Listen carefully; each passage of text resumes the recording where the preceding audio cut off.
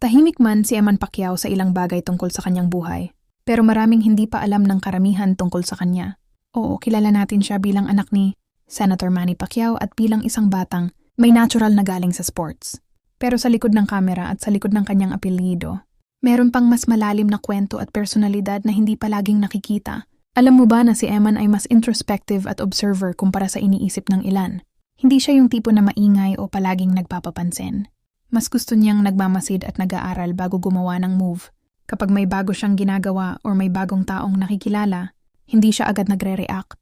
Tinitimbang niya muna kung ano ang tama at kung ano ang makakabuti sa kanya at sa mga kasama niya. Yan ang isang side ni Eman na hindi masyadong napapansin dahil mas nakikita ng publiko, yung pagiging sporty at energetic niya. Isa pa sa mga bagay na hindi alam ng marami ay mahilig siya sa behind-the-scenes work. Kapag nasa event or may content shoot, hindi lang siya nakatayo bilang artista or athlete. Napapansin niya yung camera angles, lighting, at kung paano gumagana yung production. May mga pagkakataong tinatanong pa niya, yung crew kung paano nila ginagawa, yung mga technical setups. Ibig sabihin interesado siya sa proseso, hindi lang sa spotlight.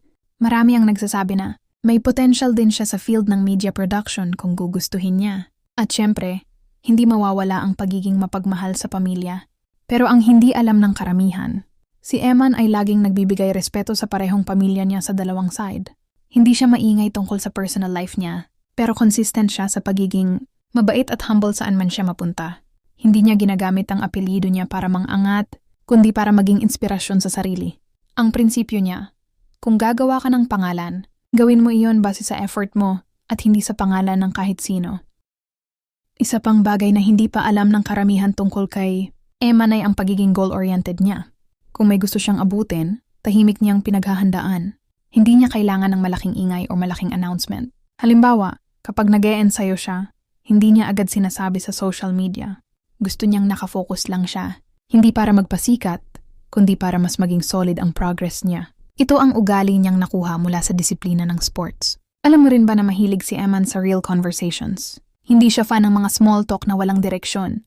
Mas gusto niya yung usapang may sense at may matututunan siya. Kapag may nakikilala siyang bago, mas nag-e-enjoy siya kapag yung tao ay may pangarap, may passion, o may interesting na experiences. Doon siya mas nagiging open. Doon mo makikita na hindi lang siya simple at hindi lang siya celebrity kid. Isa siyang taong gusto ng malalim at makabuluhang koneksyon. Bukod pa dyan, may hilig din siya sa planning at personal development. Minsan gumagawa siya ng small goals para sa isang linggo. Hindi man niya ipinopost, pero ginagawa niya iyon para hindi siya mawala sa landas.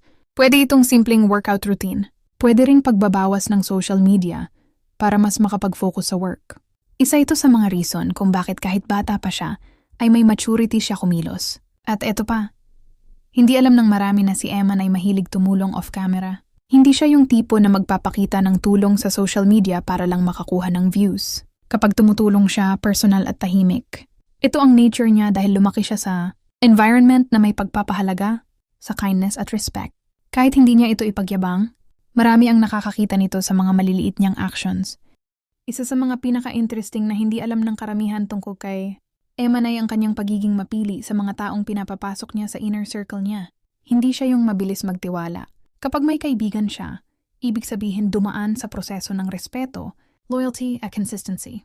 Kaya kapag may tao sa paligid niya, siguradong pinagkakatiwalaan niya iyon. Ito rin ang dahilan kung bakit hindi siya gaanong nasasangkot sa issues. Alam niya kung sino ang dapat lapitan at sino ang dapat iwasan. Isa pa sa mga hindi napapansin ay marunong siyang mag-manage ng pressure. Bilang anak ng isa sa pinakasikat na personalidad sa Pilipinas, napakalaki ng expectations ng tao sa kanya. Pero imbes na ma-stress, ginagamit niya ang pressure bilang motivation. Hindi niya gustong umasa ang tao na magiging duplicate siya ng kahit sino. Ang gusto niya ay makilala sa sarili niyang landas. Kung athlete man siya, actor, influencer, o kahit anong career ang piliin niya, gusto niyang manggaling sa puso niya. At hindi dahil sa dikta ng iba. At syempre, hindi mawawala ang pagiging approachable niya. Kahit may big name siyang dala, hindi siya lumalayo sa masa. Madali siyang lapitan, madali siyang kausapin, at karamihan ng nakakakilala sa kanya ay nagsasabing mabait at mahiyain siya in person. Pero kapag komportable na siya sa mga tao sa paligid niya, dun lumalabas yung humor at pagiging kalog niya.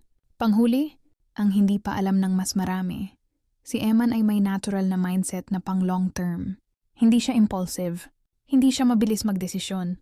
Lagi siyang nag-iisip kung ano ang magiging epekto ng bawat galaw niya. Dahil dito, marami ang naniniwala na magiging successful siya sa anumang larangan na pipiliin niya balang araw. At yan ang ilan sa mga bagay na hindi pa alam ng karamihan tungkol kay Eman Pacquiao. Sa likod ng pangalan, sa likod ng spotlight, at sa likod ng bawat viral na video, meron siyang sariling kwento na unti-unting nabubuksan habang siya mismo ay lumalaki at humuhubog ng sarili niyang landas. Hindi man siya palaging nagsasalita o naglalabas ng detalye tungkol sa buhay niya, pero kitang-kita sa mga kilos niya na may direksyon, may disiplina, at may puso ang bawat ginagawa niya. Kung gusto mo pang malaman ang mas malalim pang kwento tungkol kay Eman, mga eksklusibong ganap, o mga hindi pa nailalabas na facts tungkol sa kanya, siguraduhing nakasubscribe ka sa channel na ito. I-like mo ang video at i-share para mas marami pang makaalam ng totoong side ni Eman. Salamat sa panonood. Hanggang sa susunod na kwento.